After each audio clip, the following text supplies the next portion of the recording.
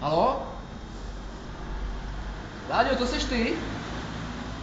Hele, máš pro mě těch 20 korun. 20. Ale já je potřebuju!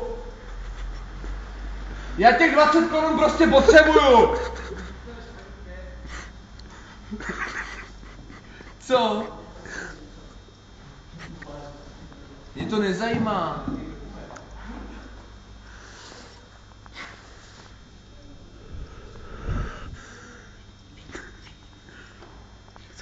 On to položil.